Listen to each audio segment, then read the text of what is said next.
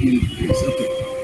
So, good evening and welcome all of you once again to this lecture on Bhagavad-Gita organized jointly by Philosophy Family and Wisdom Intellectual Forum, Puri. Well, today we are going to have the 24th lecture by Professor Pramod Kumar Das. We had a great journey of 23 weeks, 23 Saturdays, wherein good thoughts have flowed in this forum. I'm really thankful to Professor Das and Wisdom Intellectual Forum for organizing this. But before we start listening to Professor Das, let me briefly state what Professor Das said during the course of his last lecture on the modes of material life. During his lecture last Saturday, he said that we see a sort of contradiction in two positions. What are they? Number one, no two things in this world are identical. And number two, there is a thread of unity in all the things in this world.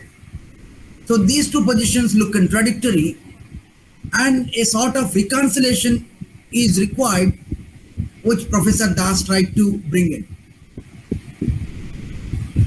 He, during the course of his lecture, said that these two views they reflect two different levels of consciousness.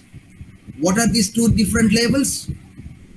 One level, which reflects that no two things are identical, belongs to a lower order of consciousness, and the view that there flows a thread of unity in everything in this world is a view that belongs to a higher level of consciousness. So a sort of reconciliation which Professor Das tried to bring in, wherein he said that in this manifold world, in this material world, in every form of material existence, there lies the pure consciousness. Kan kan mein Ishar. Every element in this world or any element in this creation has that consciousness. So why this has happened? This has happened because that pure consciousness, in order to be known, has made himself explicit in this manifold world.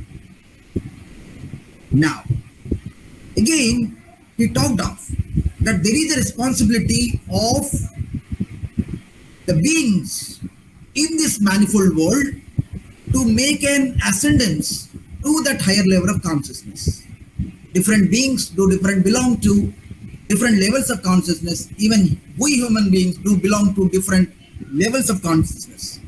And the purpose of this human life is to elevate in the ladder of consciousness to reach that level of highest consciousness. And Professor Das spoke of the possibility of a man of complete wisdom or Sthita Prajna who can elevate to that level of highest consciousness, wherein he can see the reality from both the sides and can see a reconciliation of this between this manifold material world and the thread of unity flowing in this manifold world. So there remains no contradiction, there remains no differentiation. Everything is convinced the material part is real, and also that highest reality is also real. So that's how Professor Das tried to bring in, make out his lecture last Saturday. So today, Professor Das will be speaking on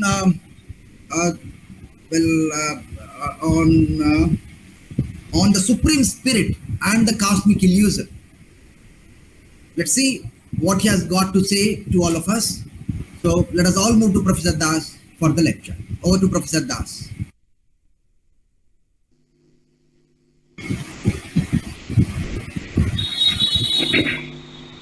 Namaskar to all of you.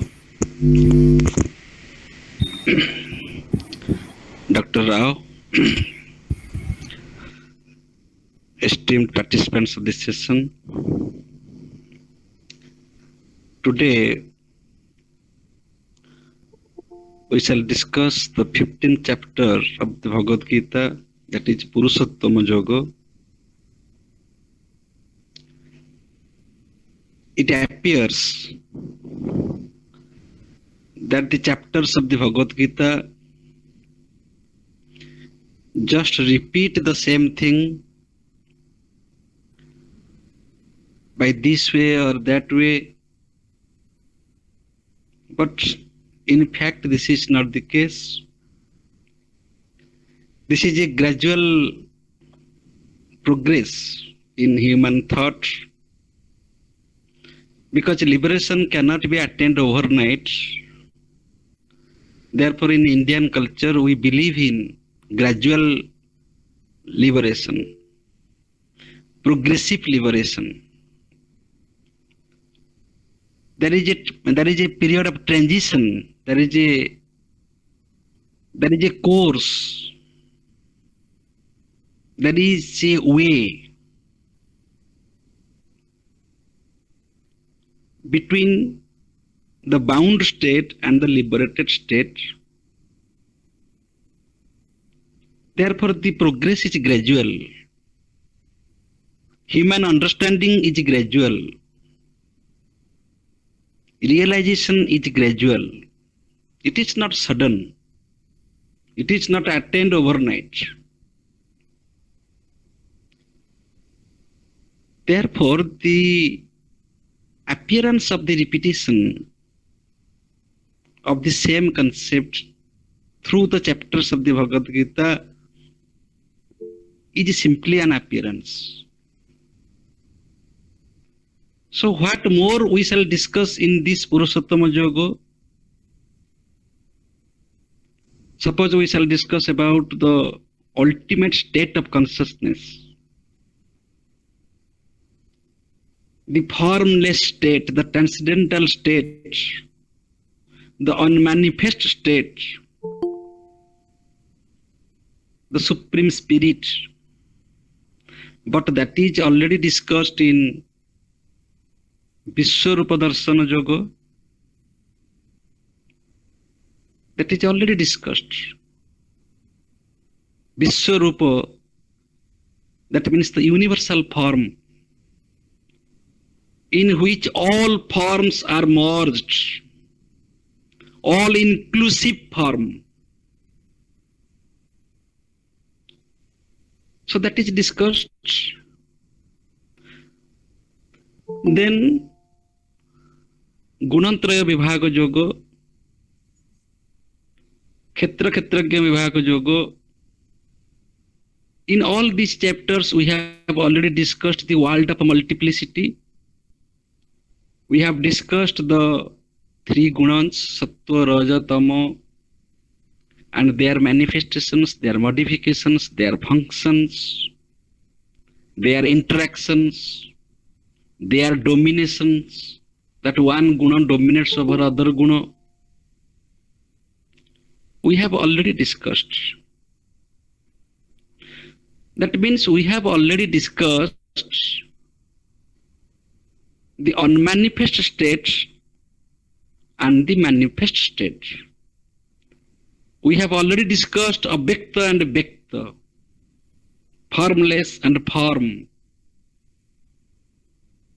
Then what more we shall discuss in this chapter, that is Purushottama Yoga. Here in this chapter is very, very important, because here we shall land on a still higher dimension of consciousness, which cannot be compared with the state of unmanifest or the state of manifest. Here we shall discuss another dimension of our existence, of human consciousness, human activities, human personality. The highest form of a personality that is not an Uttama Purusa, that is Purushottama, the best personality, the highest personality. So we shall discuss that in this chapter. That means we have discussed about thesis and antithesis. Suppose thesis is the unmanifest, antithesis is the world of plurality, diversities. But here we shall discuss about the synthesis.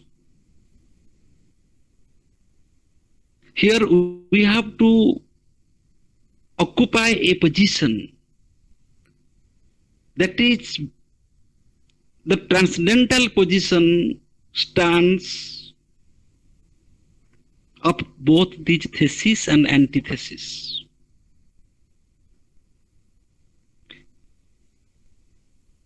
Therefore, this chapter is very much important, and therefore this chapter is very much practical also. This appears to be very metaphysical. This Purushottama Yoga appears to be very metaphysical, but in course of our discussion we shall reveal the fact that this is very, very practical. This approach is very pragmatic.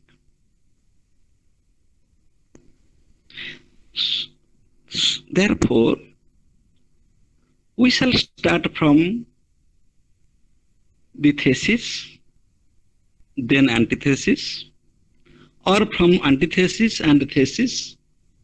Then, in the concluding note, we shall discuss about the synthesis.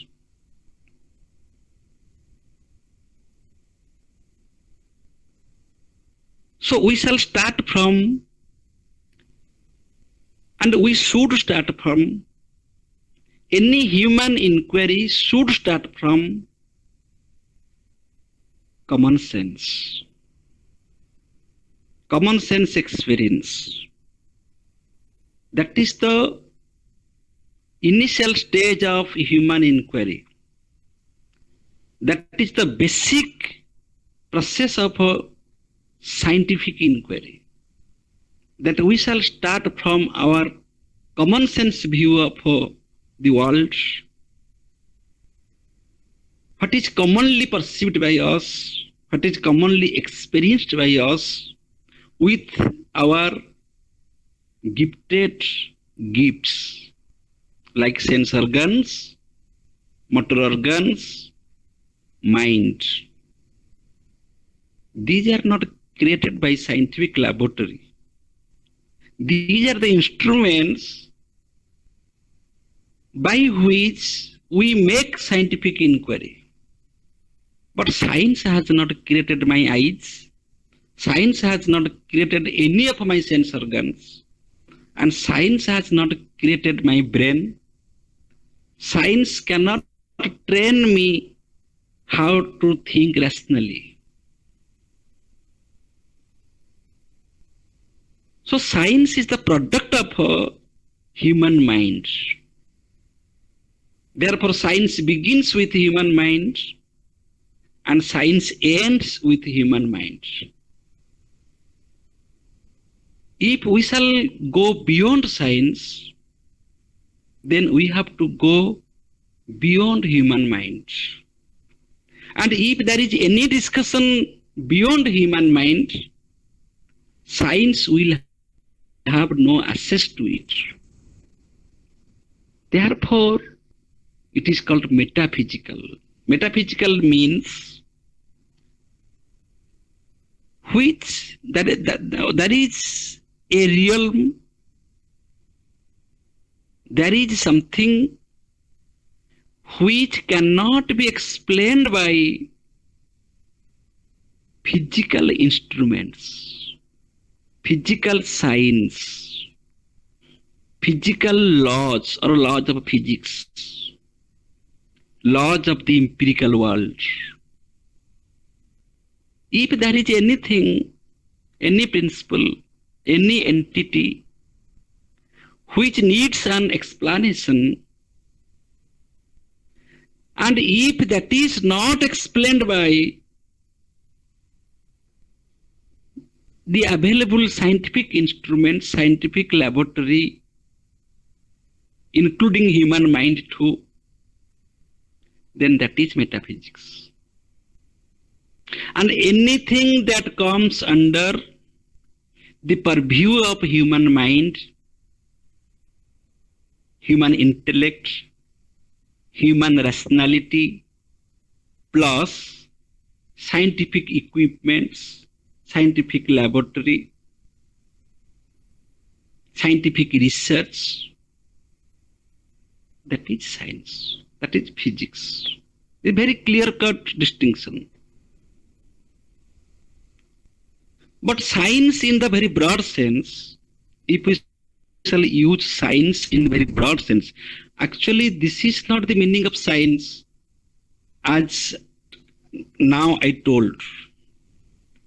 Science means the systematic study of any discipline. This is science. Blindly, we affirm that science means physical science. But science means Vijnana, that is systematic knowledge. When we systematically study any discipline, then what is systematic study? Systematic study means, suppose in case of a physical science, the systematic study means we have to study something by applying the causality, the principle of causality, or the law of uniformity of nature, proper observation, experiment, evidence. If we do so, then that is systematic. Similarly, so this is one type of systematic study. Similarly, there are different types of systematic study. So the systematic study itself is science. So we can say science of material things or physical science. Similarly, we can say the science of mind. Psychology is also science that studies human behavior, the thinking process, thinking abilities, abnormal thinking. Similarly, there is also science of spirituality. So the word science can be used in case of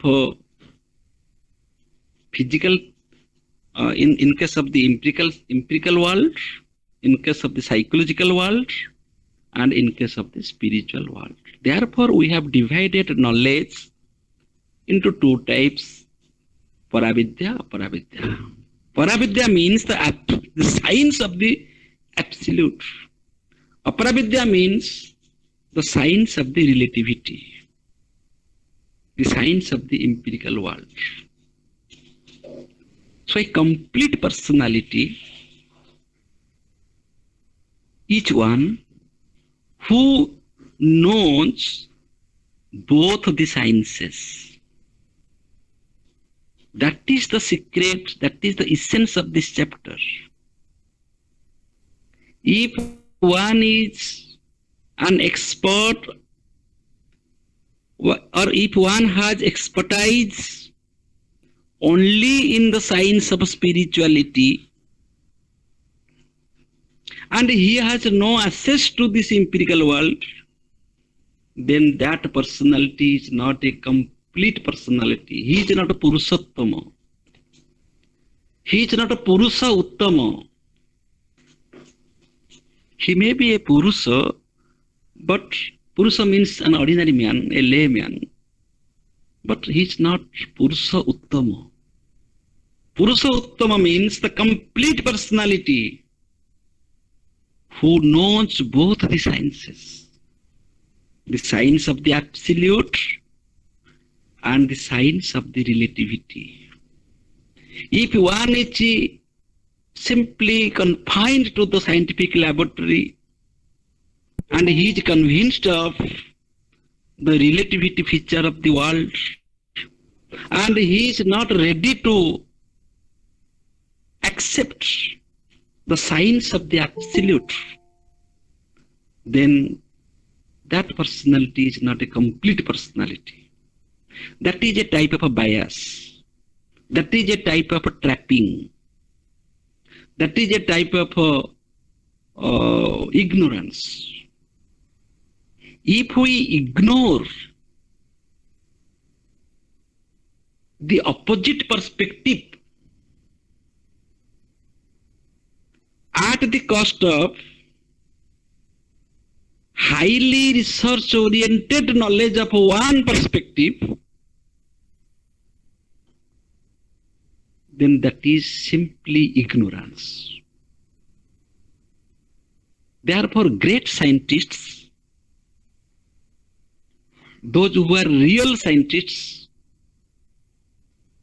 they are staunch believers in the transcendental entity. And now also the modern scientists claim that matter does not exist. If we research thoroughly, then we shall find there is only energy, there is only consciousness. Matter is simply an appearance. That does not mean matter is useless. That does not mean matter has no value. So we have to adopt both the sciences in our practical life. We should have the scientific approach for both the realms, both the entities, the empirical entity and the transcendental entity. There should be scientific approach to both these realms. One should not be dogmatic to any one perspective. Similarly, if one is a sannyasi, if one is a yogi, the person who has renounced the world and he is living in the Himalayas, he has very good experience of spirituality. But if he has no contribution for this empirical world, for the society, for humanity, if he is not a true citizen of our state, if he is not descending himself to the level of a common man, layman, then that personality is not the complete personality. Very selfish person. He having attained everything, he attained nothing. Therefore, good teacher is one who takes care of the very dull students, the students of the last bench. Good students, they will understand. There is no problem. But a teacher should focus on the dull student, the student who has no merit, whose standard is very low. That means a teacher should manifest himself through all students. Rather, there should be better manifestation of a teacher in case of a dull student. He should give more time, more interest, and that is the real certificate of a teacher. That teacher is a complete personality. Every student will appreciate that teacher, that he is my teacher. So we have to understand this. We should not take credit of being spiritually evolved, being spiritually elevated, having attained enlightenment. We should not be satisfied, because we have to take care of the common people.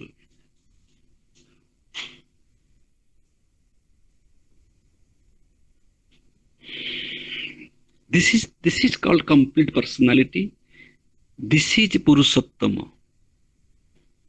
Purushottama means the highest personality, the complete personality. Purna Bhaktitva, highest perfection. Par excellence, par excellence. That means all inclusive, complete, Purna, Purna. All contradictions are merged there.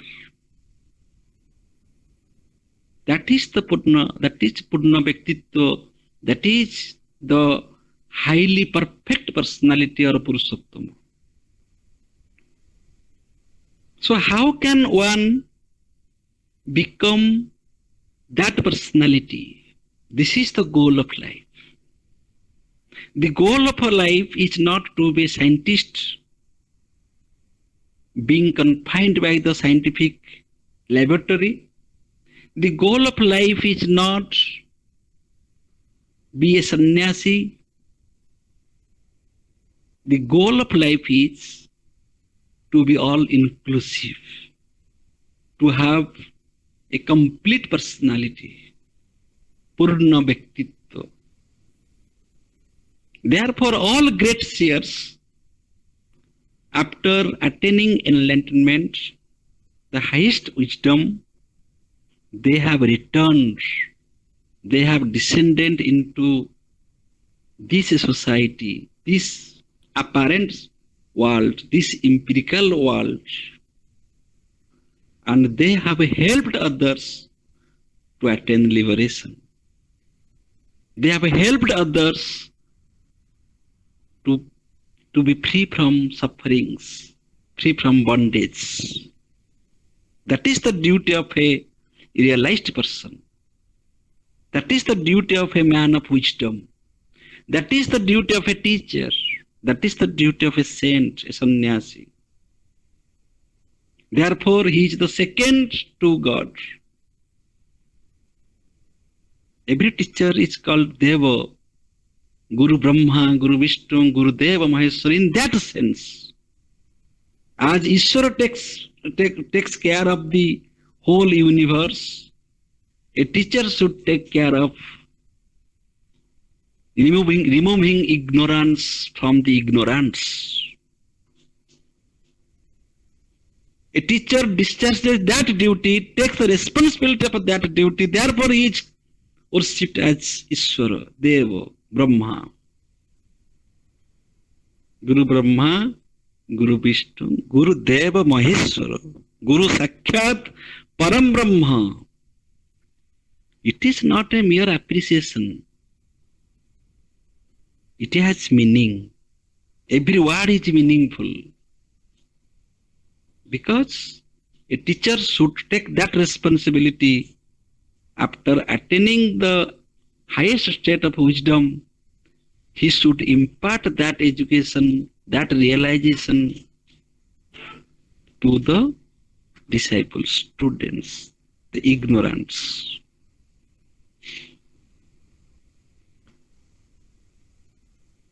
And this is the duty of her. So who is a teacher?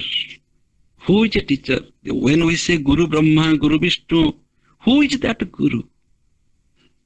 The Guru is not an employee of a school or a college or a university. Whoever takes this responsibility, whoever has this personality, whoever is interested, has Shraddha, Shraddhavan Labhyata Jnana. Whoever has that Shraddha to help others grow and glow, to become complete, to become inclusive, that he is a Guru. Therefore, the first teacher is mother. The first teacher is mother because it is the mother from whose womb the child comes, child takes birth. Therefore, nobody can be the first one except the mother. Mother is the first teacher because she gives birth to the child. She feeds her child. And she really wishes. She has a Shraddha. She is not an employee of government. No mother is not trained. No mother is trained how to love her child. This is inherent in motherhood. We cannot guide a mother how to love, how to feed her child. That is called Shraddha, which is a spontaneous flow. Therefore, mother is the first teacher. That means who is the teacher? Now, anybody who helps others grow and glow. Grow in quality and quantity. Who gives sanskara, that is teacher. So mother is teacher, father is teacher. A small child is also teacher of an old man. The tree is teacher. The nature is teacher. Sun is teacher, moon is teacher. Any principle, any entity that helps us grow and glow, that illuminates us, that gives us light, that liberates us, that loves us, that forgives us, that sustains us, that nurtures us, that grooms us, that principle is the teacher. And therefore, a teacher is a complete personality. Teacher is Purushottama, a true teacher. Therefore, the highest teacher is Lord Krishna. The highest teacher is Lord Jagannath, Purushottama.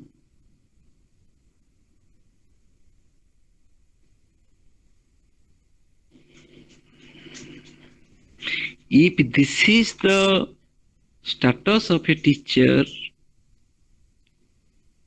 then we can imagine what can be the status of his teaching.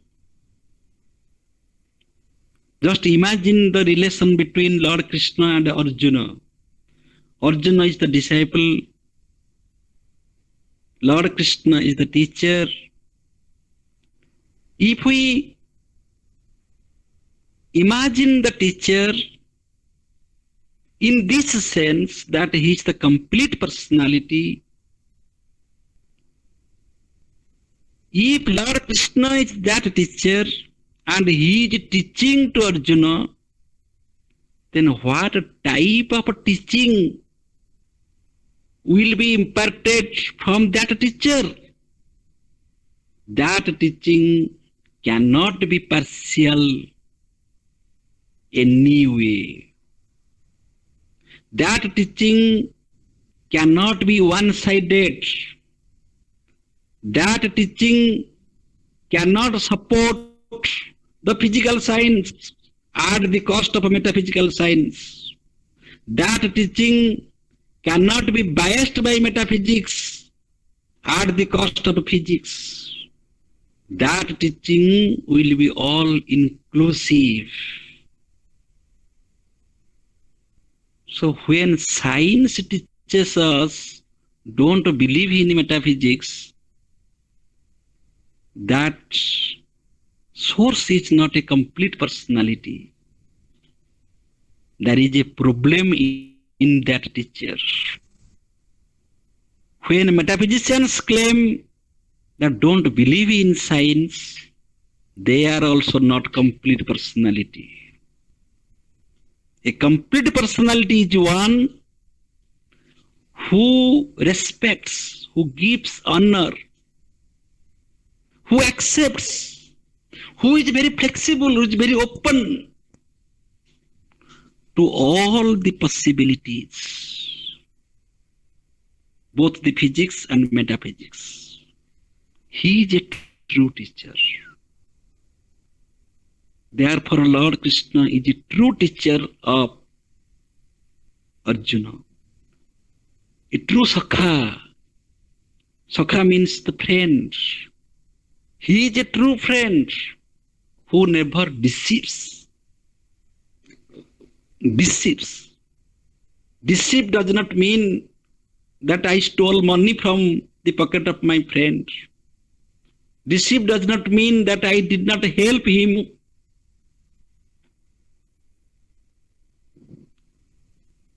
In the time of need. That is not deceive. Deceive means to deceive by knowledge. Deceive means to misguide.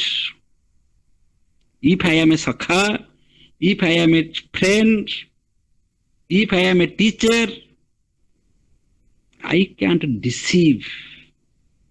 I can't deceive. I can't deceive being one-sided by science, this physical science, the science of relativity. I can't deceive my student, my disciple, by supporting the metaphysics at the cost of physics. This is deception. This is cheating. This is double personality, double standard. So Purushottama is the highest personality, the finest personality, the complete personality, all-inclusive personality, Purna Bhaktitva, where everything gets accommodated. There is no vacuum. Everything, all forms are merged there, all possibilities are there, all contradictions are merged there. This is very simple thing. This is very simple thing.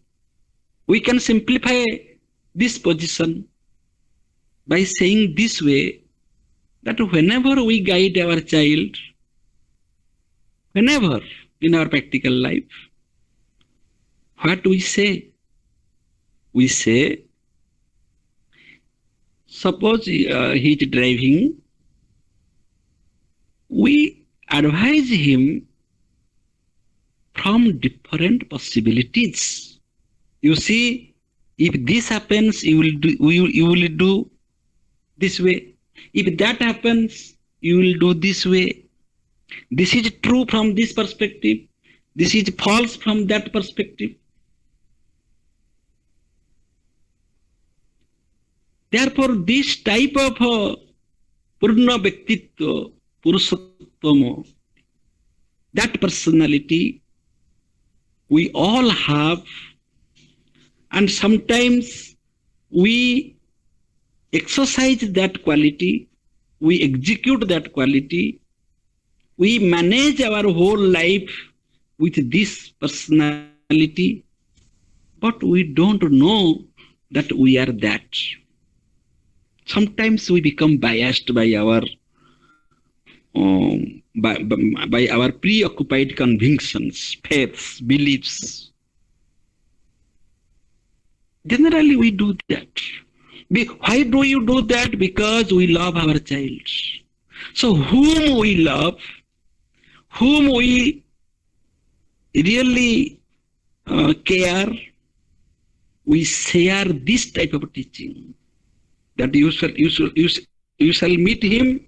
If he will speak this, you will speak so. If he will speak this, you will speak so. We expose different possibilities.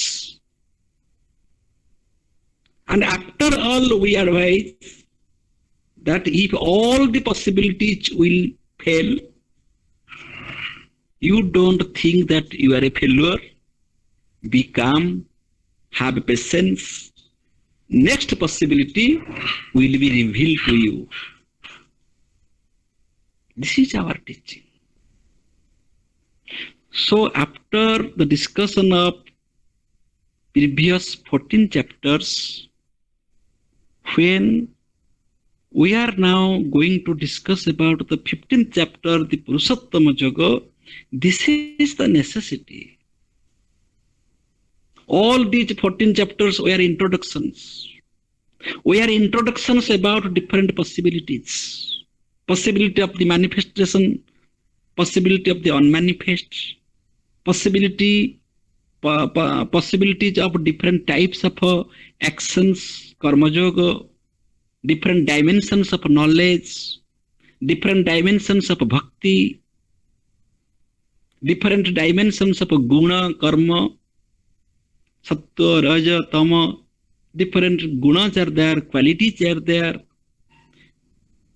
So we are introduced about the different possibilities in the previous 14 chapters. But in this chapter, here we are advised, we are taught that we should be a complete personality by respecting, by responding, by accepting, by accommodating all the possibilities impartially. Otherwise, we are trapped by this chapter or that chapter or this yoga or that yoga. One should not be trapped by karma yoga at the cost of a jnana yoga and bhakti yoga. Similarly, one should not be trapped by jnana yoga at the cost of karma yoga and bhakti yoga. Therefore, in the Bhagavad-Gita it is said, jnana, karma, bhakti, samuchaya. All these three are necessary to have a complete personality. One should have expertise in knowledge, devotion, and action. Then he will be a complete personality.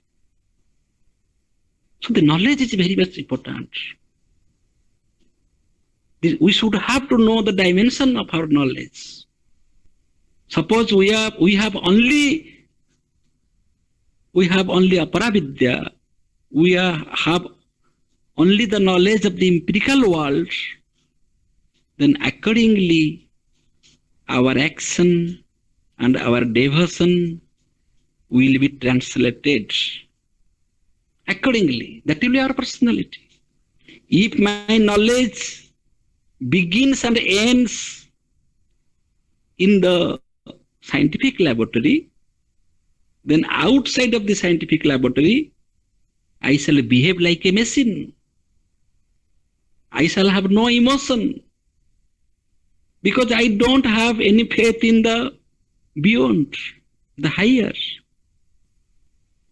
I don't have faith beyond the laboratory. So that knowledge will be translated into my action and devotion or emotion.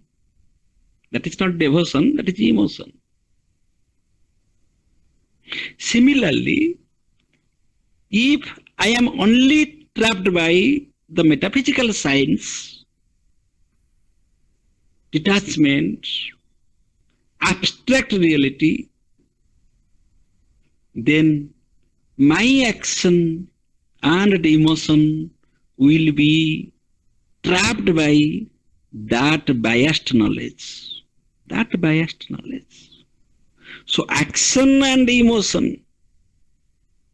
they should be grouped by both the sciences. The science of the empirical world, because I am a product of the empirical world. I can't avoid this empirical world. I can't avoid the world of diversities. I can't avoid the laws of physics. I can't avoid society. I can't avoid the state where I am ruled. I have to follow the instruction of the government because I am a citizen. I have certain duties for my family. So I have to follow the social obligations. If I don't have such a sense, if I am not sensitive to this empirical world, then my knowledge of the metaphysics is useless. It is useless. It is a type of trapping. That's in this chapter, we are taught to culture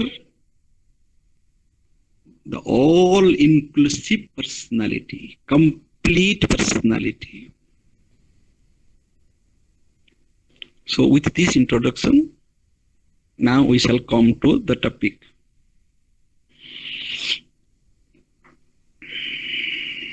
I am giving an example. Suppose we are sitting in the seashore. What we see in the seashore? In the seashore, many people, those who are the visitors, they have different personalities. So according to their personality, they perceive differently in the seashore. Somebody perceives the violent waves. Somebody perceives the attitudes of other visitors. Somebody is playing with sand, making homes or different types of images. He is busy in that way, or the children are busy in that way. Many people are engaged in the seashore. They spend their time according to their personality. But a philosopher, suppose a philosopher is sitting there, he is not interested in all these things because the waves are coming and going. The waves are changing. The violent wave that rise and fall at every moment. The philosopher is thinking that something is there behind the vibrant waves. That is the silent ocean.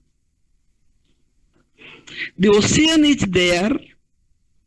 Because of the existence of the ocean, the silent ocean, I see these violent waves. So here there are three things. One is the silent ocean.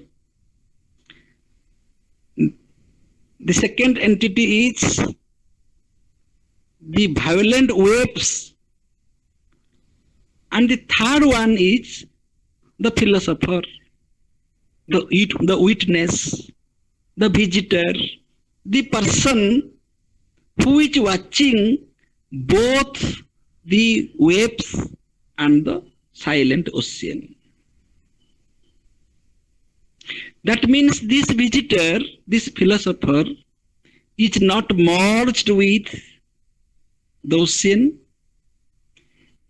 and he is also not merged with or biased by the violent waves.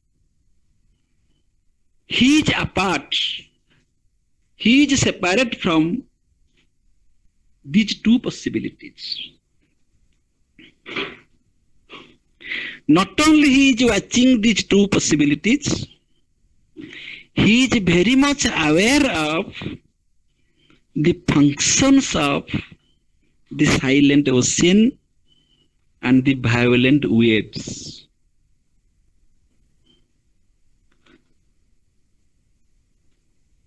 Suppose that philosopher is a metaphysician.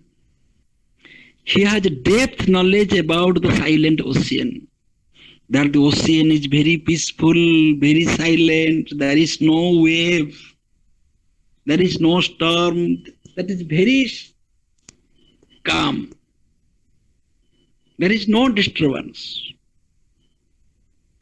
With that knowledge, if he tries to bath in the seashore, with that knowledge, if he tries to face the violent waves, with the knowledge of the ocean, with the knowledge of the silent ocean, if that philosopher tries to face the violent waves, then the violent waves can kill, can cause harm, can break his bones. That is a life it is. Because the function of the violent waves are different from the function of the silent ocean. We cannot apply the knowledge of metaphysics in the field of physics. We have to accept. We know, metaphysically we know that these waves are false. These waves are forms. These waves are changing. They are coming and going. They are not constant. Whereas the ocean is constant. But this knowledge will not help us when we confront the waves, when we try to bath in the seashore. Because in the seashore, if that seashore is compared with samsara, is compared with this empirical world, then we have to face, we have to confront these violent waves. And we have to know the tricks. We have to know the principles, the laws of these violent waves. Otherwise, we can't bath and we can't cross.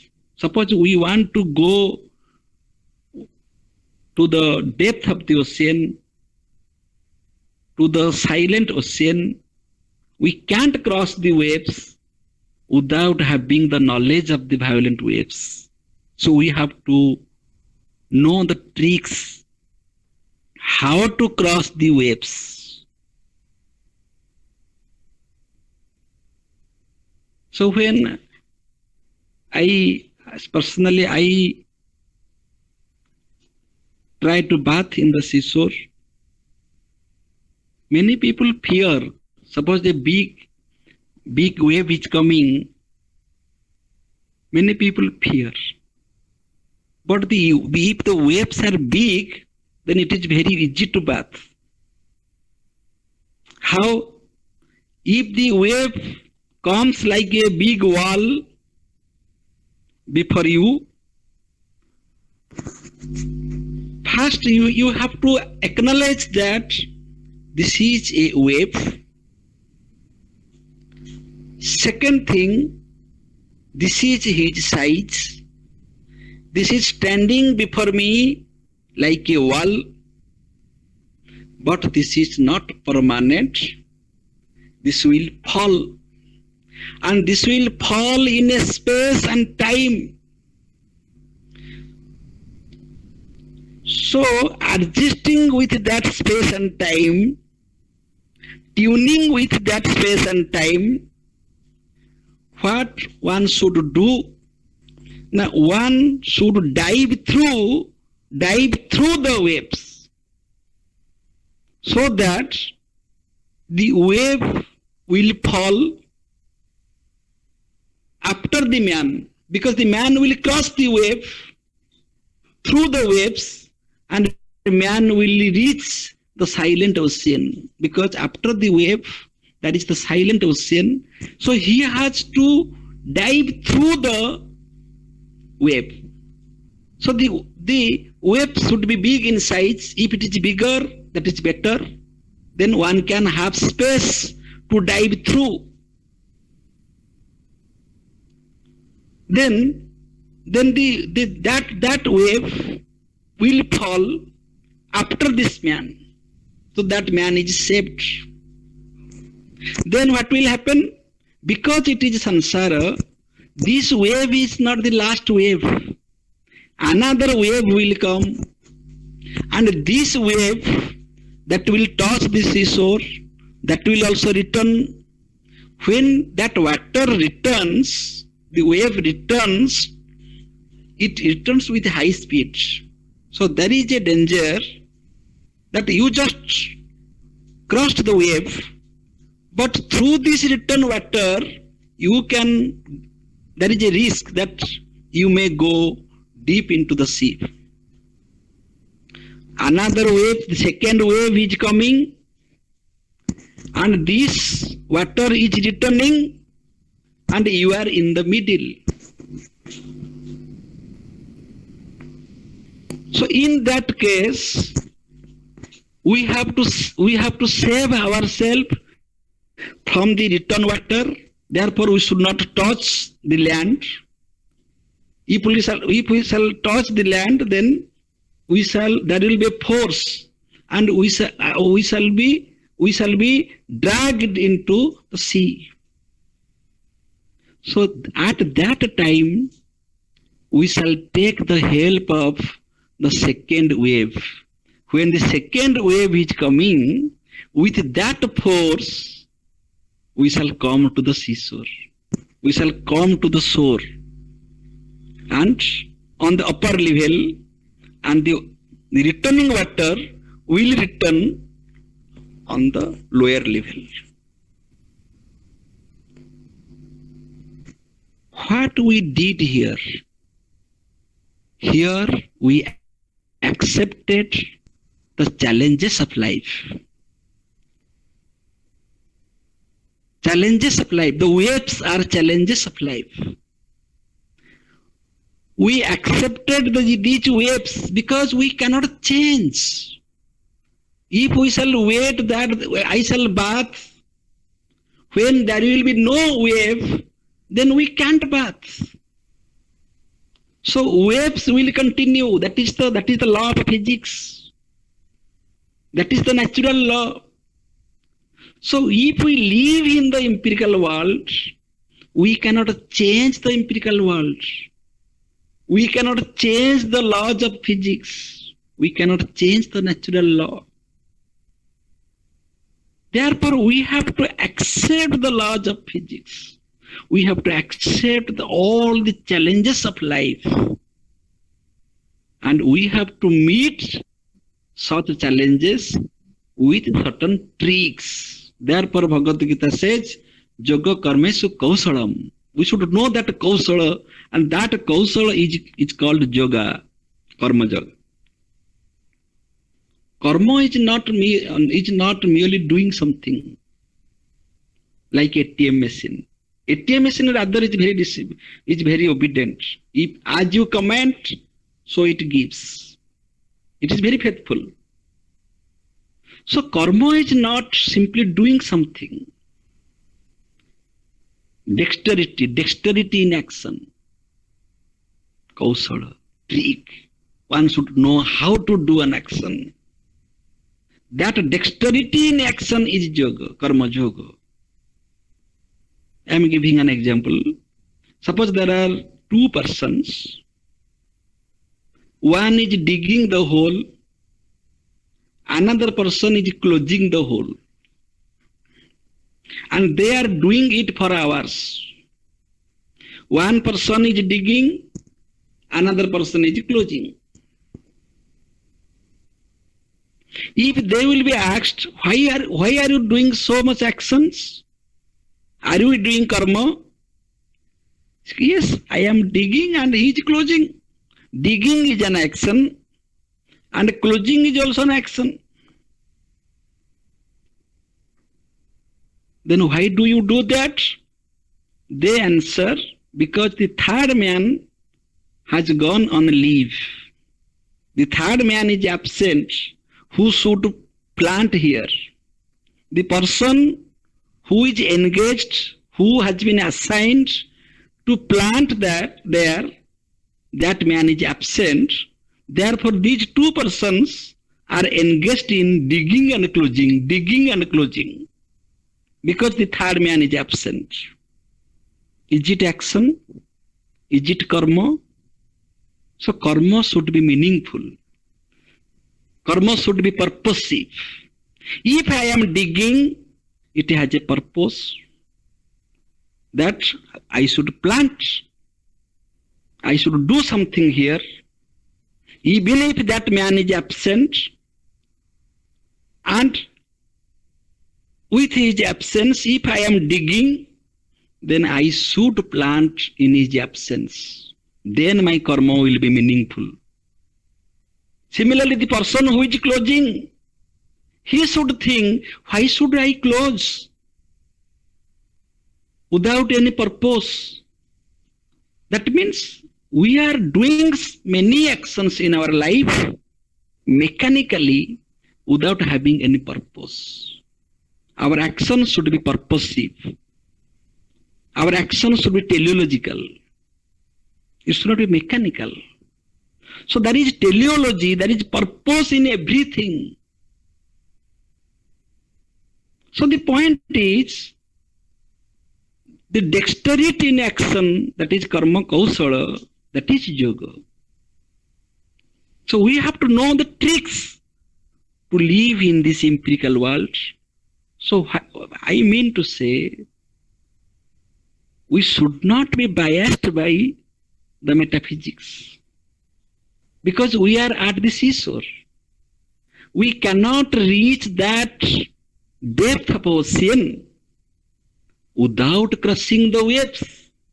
And how can I cross the waves without having the knowledge of the tricks? Therefore, I should know how to dive through the waves, how to meet the challenges, how to understand the diversities. So, spiritual knowledge is possible only after the knowledge of the empirical science. We give this credit to empirical science, but I surprise empirical scientists, physical scientists, they don't give any credit to metaphysics. Metaphysicians give credit to the empirical sciences by saying that without handling, without meeting the challenges of empirical science, no one can have spiritual experience, because the empirical world is just like the waves. And we know that the waves are relative, the waves are false. But the moment it exists, it has causal potency, it has its own function, it is active. We should have this knowledge. That means a complete personality is one. The person who is sitting in the seashore, he observes both the silent ocean and the violent waves, and he knows that this is the nature and dynamism of waves, and this is the nature and depth of a silent ocean. If I am meeting with the waves, my tricks are different. My instruments are different. If I am meeting with the depth of the ocean, there also my responses will be different. If I am compatible with these two sciences, the science of the waves and the science of the silent ocean, then I am really a scientist. I am really Vigyani. I am really Gyani, or a man of Uchtam.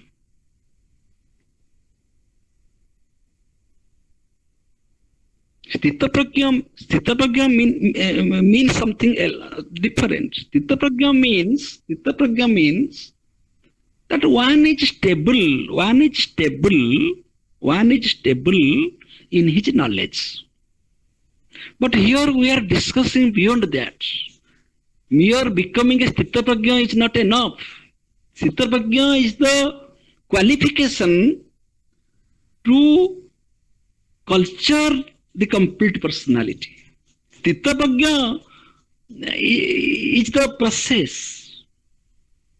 That is not the complete personality. Sthitaprajna means that one is stable in his knowledge. But the difficulty is that if one is stable in the knowledge of metaphysics, then he cannot be compatible with the world of in the empirical world. Mere becoming stable in knowledge is not enough. We have to become functional. We have to be active. We have to behave accordingly. We have to use our Sthitaprajna mana. If I am really Sthitaprajna, if I am really stable with the knowledge of science, the empirical science, then I should not forget the nature of the waves at the cost of the knowledge of ocean. That is Sthitaprajna. If I am meeting the waves, and if I claim that I am a Sthitaprajna, I should not commit the category mistake. I should meet the waves with the knowledge of the waves, with the skill of the waves, with the tricks, how to deal with, how to trade with, how to cross the waves, how to meet the challenges. Then I am Sthitaprajna. Similarly, when I am dealing with metaphysics and I claim that I am a Sthitaprajna, then I should be free from all attachments from this empirical world. Then I am Sthitaprajna. So Sthitaprajna, the equanimous state of mind or the state of equanimity is the qualification for having the complete personality, Purushottama. The Purushottama is Jagannath or Lord Krishna or Brahman. Again, I am saying that I am complete personality. You are complete personality. There is no confusion because that Brahma is you. That complete personality is he. That is the model. That is the model. But what is the goal of life? The goal of life is you become that model. You have a wrong notion that you are this body, mind and intellect. You have that wrong notion. You are satisfied with your incomplete personality. So you see the model and become the model. Model of a Purushottama. Model of the complete personality.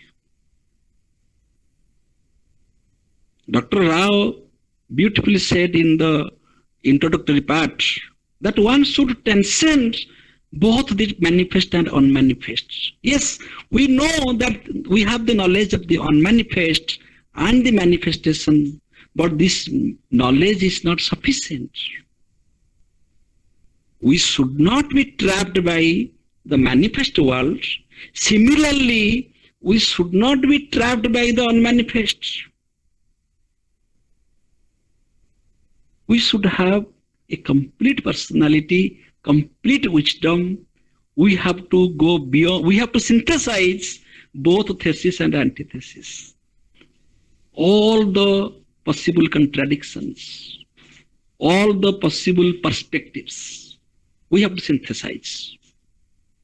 If any possibility is left, then there is a gap in our personality.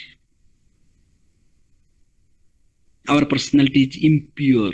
Purushottama means the pure personality. Therefore it is called pure existence, pure consciousness, pure bliss. Pure existence means the existence that is spontaneous, that does not depend upon anything else. Pure existence, pure consciousness, pure bliss. Similarly, pure personality. Purna Bhaktitva.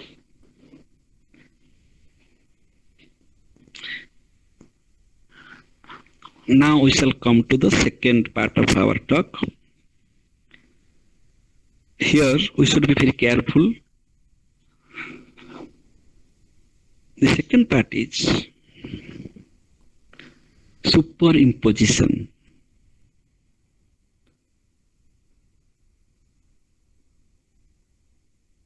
Superimposition is bad.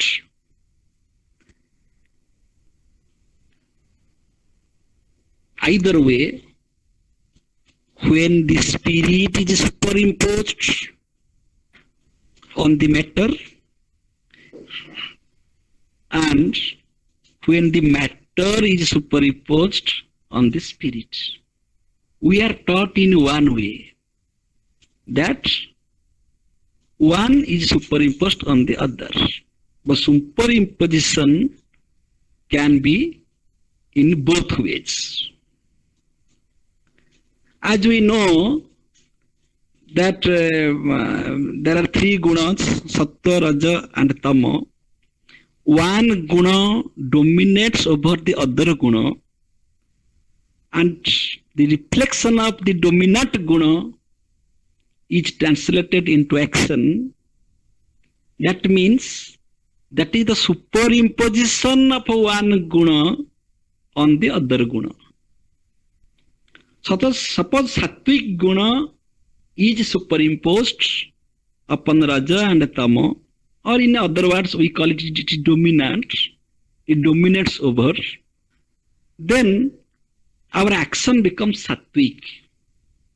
If raja guna is superimposed upon sattvic, just the opposite, then our action becomes tamasic. Similarly, if the raja guna is superimposed on other two gunas, then our action is rajasic. Similarly, the snake can be superimposed on a rope, and the rope can also be superimposed upon snake. Both the possibilities are there. Sometimes we mistake the snake as a rope. Sometimes also we mistake the rope as a snake. But we never mistake a rope as a train. We never mistake a rope as a building, as a sea, as an ocean. We mistake a rope as a snake or a snake as a rope because both of them are similar and both are experienced, perceived in our past, and they are stored in our past memory. Therefore, we mistake. Therefore, this superimposition is possible. My point is, not only the Brahman is superimposed upon this empirical world is also superimposed upon Brahman. So that depends upon our bias. By which signs we are biased.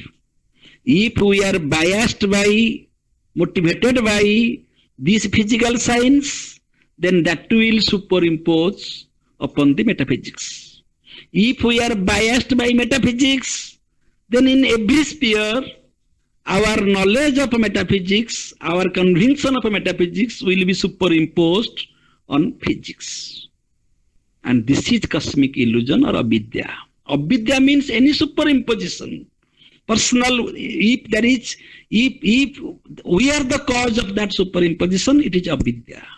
If there is a collective superimposition in the nature, it is maya.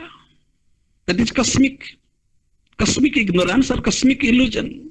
If I am a party of this, suppose the snake is generally mistaken as a rope. This is maya.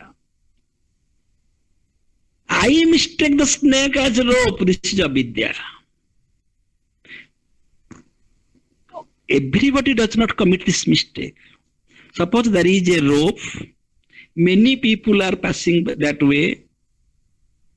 Some people commit the mistake. Some people mistake the snake as a rope. That means those who are ignorant, those who have avidya, they commit this mistake. So the individual ignorance is avidya. But the possibility of a mistake is there. The possibility of a mistake is there. If I am not mistaken, my friend will be mistaken. My friend will mistake the snake as a rope. The possibility of a mistake is there in the empirical world. That is maya. Which is interpersonal, which is not personal, which is interpersonal. If I am saved, if I am free from that avidya, others may commit this mistake because the illusion is objective. It is there. The objective illusion is maya, the subjective illusion is ignorance, avidya.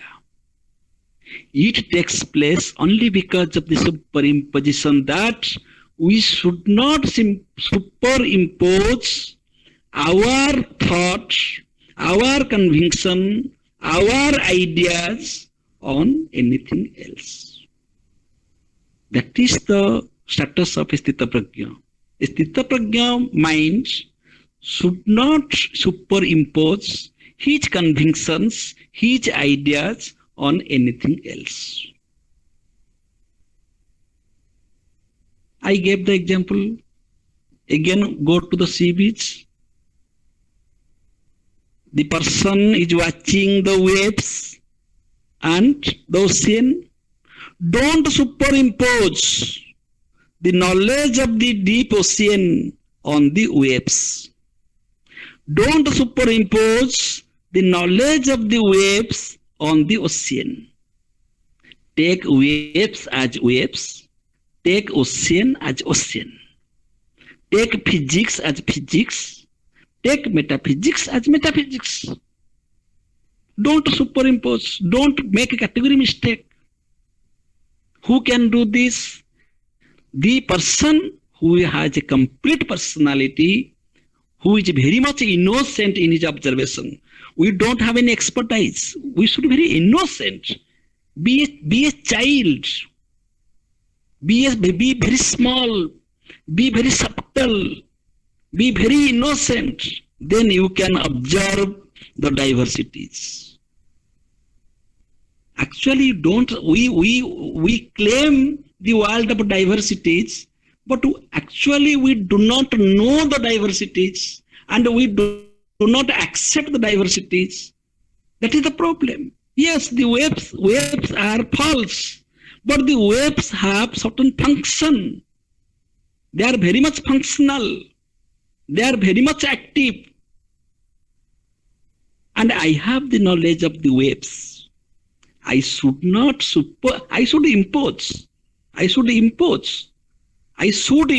that knowledge when I confront the waves. But I should not superimpose that knowledge when I meet the ocean. Similarly, I should impose the knowledge of ocean when I meet ocean. I should not superimpose the knowledge of ocean when I meet the waves. This superimposition in the personal level is avidya. And because of this avidya, we fail to have a complete personality.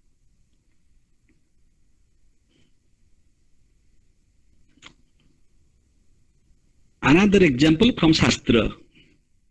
This was my example. Another example from Shastra.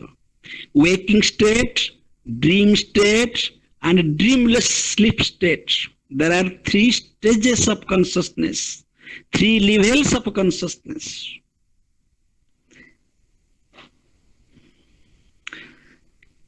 In the waking state, I should know the trick to handle the waking state. I should not superimpose the tricks of dream and dreamless sleep or of turiya or of pure consciousness in the waking state. Suppose I am a man of wisdom. Suppose I am a complete personality. But I have to deal with this empirical world, with the laws of empirical world in the waking state. In the waking state, your mistakes are not excused. Suppose you are sleeping and you have no cloth in your body, you are naked, nobody will blame you because that is an accident. That is an accident. There may be some odd situations when you are sleeping, you are unconscious. But in the waking state, you can't do that. You should have dress sense because you are waking. So in the waking state, you should not superimpose your sense of dream or dreamless sleep or turiya. Even not turiya, even not pure consciousness. People will say you are mad. Family will reject you. Nobody will love you. Nobody will respect you. Nobody will fix any responsibility on you. If you will behave like a Brahma in bank, in railway station, you have to catch the train in time. You have to be very much sensitive in your family, among your friend circle. You know this society is false. The social obligations are false. Everything is false. You have that knowledge. Because you have that knowledge, you take this very lightly, very practically. Don't superimpose. You have that knowledge of metaphysics, but don't superimpose that in this field, Kshetra and Kshetrajna, in this field of your existence. He is a practical man who knows his own field of existence. Field of existence means not only the space, not only the time, not only the circumstance, but also the feelings of others. I want to say something, but I should know what is the feeling of my friend. What shall be the effect of my utterance? If I shall speak so, what shall he feel? Even one may commit suicide. Even one may go to the depression. So I have to take all these standpoints when I am waking. So in the waking state, I should not superimpose my other levels of consciousness, though I have that expertise. So we should respect the waking state. And in the waking state, science is meaningful, philosophy is meaningful, religion is meaningful, society is meaningful, government is meaningful, state is meaningful, economics is meaningful, sociology is meaningful, geography is meaningful. Ethics is meaningful in the waking state only. They have no meaning when I am in dream state. They have no meaning when I am in the dreamless sleep state. And they have no meaning when I am in the turiya state. That means I know the differences, but I am not affected by the differences. I know the forms, but I am not affected by the forms. Because I am very much careful about the danger of superimposition. That superimposition in the personal level is avidya, and that superimposition in the cosmic level is maya, cosmic illusion. And many times we have to accept the illusion as illusion. We have to live through the illusions, though we know the truth. Our failure to meet the illusions, to meet the delusions, to meet the falsities, diversities, is a very big failure. We should not fly away from this world. We have to live through this false, fake world, relative world. And that person is a complete personality. Therefore Brahman or Ishvara takes different avatars, incarnations, because they wish to descend into this empirical world, to enjoy this creation, to be a part of this creation. But being a part, they never lose their whole. They never lose their essence.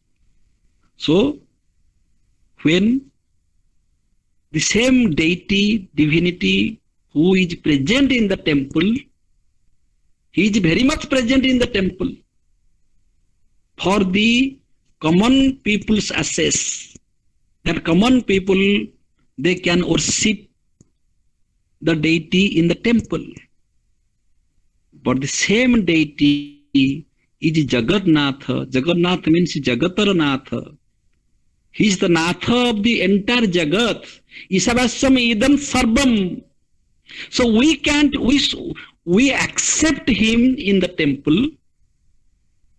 That's good. If he is everywhere, he can be in temple. Similarly, he is everywhere. We should have this knowledge also.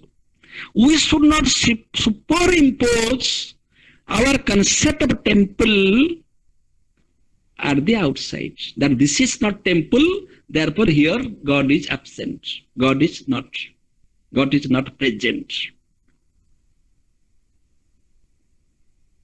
So any type of superimposition is avidya in the personal level. So we should not superimpose our knowledge of the physical science on the metaphysics. Similarly, we should not superimpose the knowledge of the metaphysics on the field of physics. They have different level. They are different in their levels of consciousness. Their instruments are different. Realization level is different. But we have to deal with very impartially. That is the complete personality. There are so many examples. We believe that air.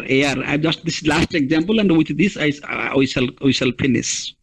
I am giving the last example. That is air. Air is all pervasive.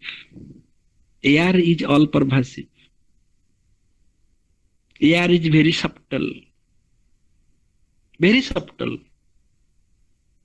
But when that air is contained, is filled in the tube of a truck, it becomes so hard. It becomes so hard that it takes the load of a truck with luggage. So the thin air is all pervasive. We have to understand that pervasiveness of air, but when it is filled in the tube of a truck, or it is filled in a airboat, it takes the load of 10 people, 20 people, 50 people, 100 people. So how it functions? If there will be a slight leak in the air tube, airboat, then all people will die. So the airboat is pragmatically useful. We have to understand that because there is air. The air is contained in the airboat. It has its pragmatic use. We should not superimpose the subtleness of air or the pervasiveness of air on the airboat. Suppose we superimpose, then we shall prick, we shall make a hole, because air is all pervasive. Then all people will die. That is life risk. So we have to understand the empirical and transcendental aspect of the reality, and there should not be any confusion. That was the position of Lord. That was the position of Arjuna in the battlefield. Arjuna was making category mistake at many times in the battlefields about the question of life and death, about the question of dharma and adharma, about attachment and detachment. He was confused with the empirical world and the transcendental world. Therefore, Lord Krishna explained him about the empirical world, about the three gunas. Then he exposed his Vishwarupa. Still Arjuna could not understand, could not follow his teaching. Therefore, in Purushottama Yoga, Lord Krishna is teaching to Arjuna that be complete. Understand both Vishwarupa and Namarupa. You have to understand both the Rupa. Vishwarupa, the unmanifested, but don't be biased by that. I gave you that Divya Chakyu to have that vision. That is only wisdom. That is only wisdom. Brahma Satya Jagat Mithya, this is wisdom. But Brahma Satya Jagat Satya, this is also another wisdom. Therefore, Shankara and Ramanuja both are necessary. Therefore, Vivartavada and Parinamvada both are necessary. From the Paramarthika Satta, Jagat is Mithya, that's true. But this is your wisdom. Don't superimpose Vivartavada on Vishishtadvaitavada. Vishishtadvaitavada is also true so far as the empirical world is concerned. The air in the airboat is very much important. That existence, that should be the existence of air in the airboat is very important because that can save our life. We should not superimpose the subtleness of air in that case. So Vivartavada is true that this Jagat is Mithya. But this is only your wisdom. You should have that wisdom. Because of this wisdom, you can develop the sense of detachment. You can be detached from this empirical world. That is true. But don't superimpose this Vivartavada on the empirical world where you are living practically. Here you follow Vishishtadvaitavada. That is Saguna. So Nirguna and Saguna both are acknowledged in Bhagavad-Gita. Bhagavad-Gita is not one-sided, following Shankaracharya, not even one-sided, following Ramanuja. It accepts the Nirguna state and the Saguna state, and also it advocates that don't be trapped by Nirguna or Saguna, You become neutral and don't superimpose one with the other. Thank you.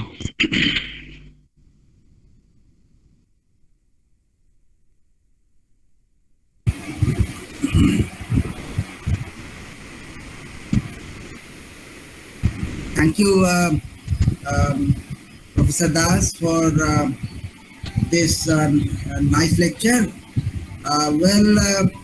One thing, a good take from your lecture is that knowledge from a standpoint is never complete.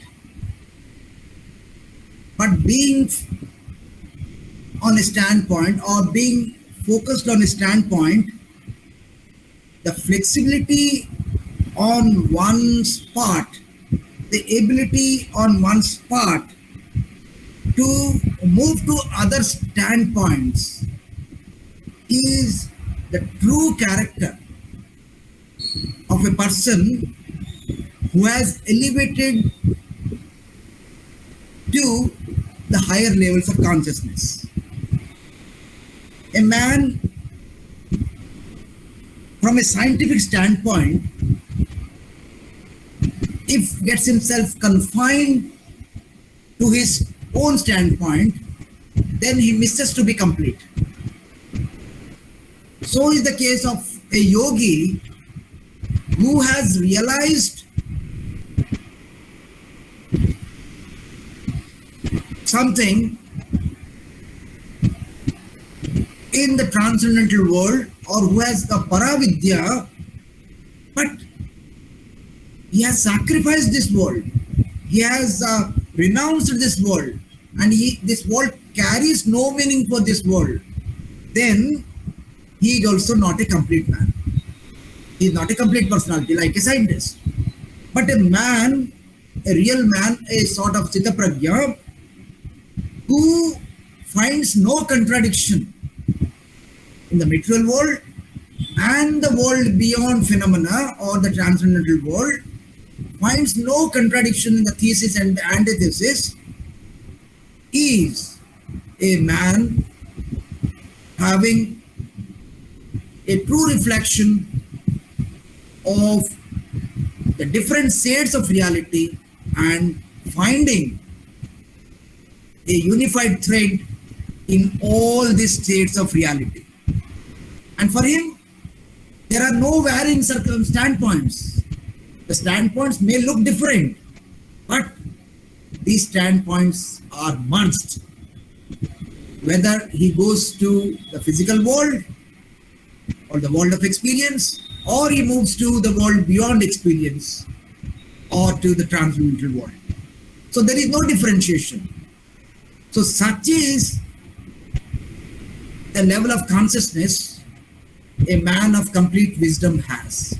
So that sort of man is really a man in all completeness.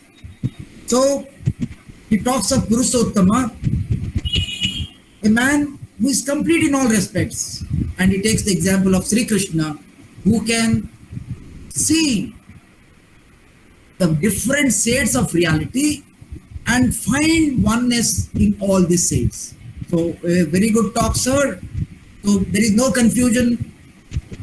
So the illusion comes when you confuse things, when there is superimposition. But for a man who has seen, who has a sort of a complete mind, there is no illusion, and everything is free from contradictions, and there is oneness all over. Thank you, sir, for your observation, for your nice lecture. Thank you so much. Well, I don't see any question in the chat box, but if somebody wants to raise any question, they are welcome. Let me wait for half a minute. Well, I find some question. It is by Sravani Misra.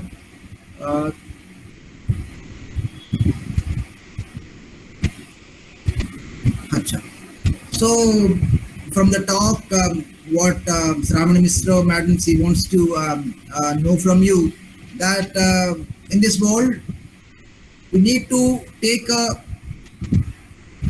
balanced viewpoint, touching to both the physical and the metaphysical states, being not confined to any one state, and that reflects the personality of completeness in our lives. So this is what you have said, but still a few lines on this. You have said in your talk already. Okay, so this is a balanced life that we need to lead.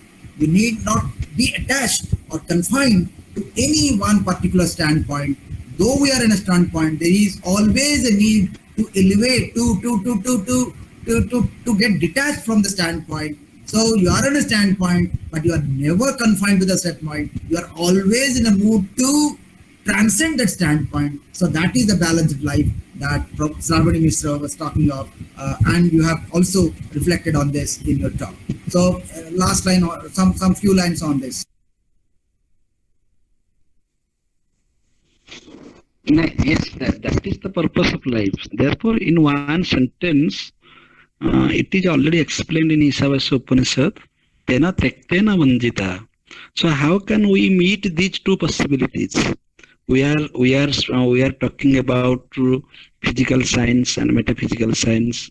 Metaphysical science inspires us to be detached and physical science inspires us to be attached. So attachment and detachment both are necessary. But how can we practice that? Therefore, in Isavasya Upanishad, it said, Tena Tektena Vanjita. That means we should be attached with everything, everybody, every situation, or in this practical life, with the sense of detachment. That is the only goal.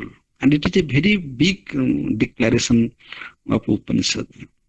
You can't avoid attachment because you have to live in this empirical world. But you can develop a sense of detachment within you. That is real education. That is the difference between a child and a grown-up man. That is the difference between ignorance and knowledge. Be attached with the sense of a detachment. Tena tektena vanjita. Thank you. Very, very simple. We have to practice it. Okay, sir. Thank you. Well, we don't have any more questions. It's time now. Now I request Swarnalata Tripathi Madam to, so thanking the speaker, now I request Swarnalata Tripathi Madam to propose a formal vote of thanks. Thank you, sir. Namaskar to all. Today in this session, we discussed Purushottam Yoga of the Bhagavad-Gita with beautiful topic, the Supreme Spirit and the Cosmic Illusion. We thank all the participants for taking part in this discussion and patient hearing. Our esteemed speaker, Pramod sir, very systematically analyzed the dynamism of both truth and illusion. We are grateful to Pramod sir for sharing his wisdom with us. Dr. K. M. Narayan sir is with us from the beginning of the lecture series. We extend our deep sense of gratitude to Dr. Rao sir for his sincere effort and dedication in making this program successful. Thank you all. We shall meet again next Saturday with a new topic, the divine and the devilish. Thank you. Pranam. I thank you too, madam, for making this event possible. So, finally, thanking all, may I declare this meeting closed. Thank you all.